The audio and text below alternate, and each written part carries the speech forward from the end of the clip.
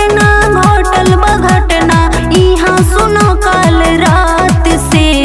देवरा मुदैया ढोरी कटले बा अन्हारा में ए सोया दांत से।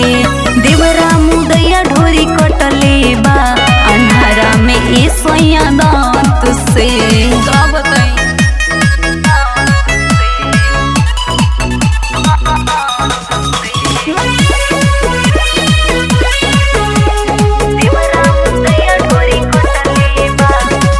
चलेला पटी से बड़ी करता वे दर्द हो। कम नइखे होत छपनी पीसीए के हरद हो। हरदियो से नइखे करत। चलेला पटी से बड़ी करता वे दर्द हो। कम नइखे होत छपनी पीसीए के हरद हो। चोर नियन घुसी घरवा में हमारा मुहवा दबाई के हाथ से।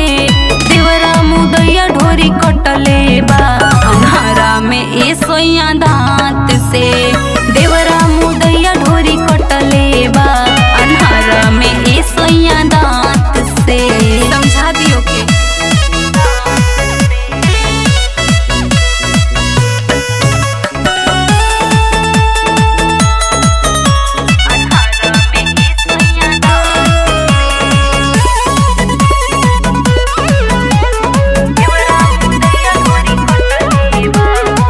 यादों मुकेश पार कैल सब सीमा हो। बाची नाही धान जदी रही एकरा जीमा हो। एकदम बिगड़ गई बड़े। यादों मुकेश पार कैल सब सीमा हो। बाची नाही धान एकरा रही जदी जीमा हो। खिस बड़ी हमरा बड़े साढ़ू पे पोल्हावे लगे जब बात से।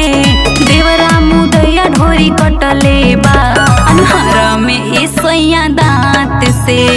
देवरा मुदैया ढोरी कटले बा अन्हारा में ए सोया दांत से। अरे अब तू ही आके समझावा।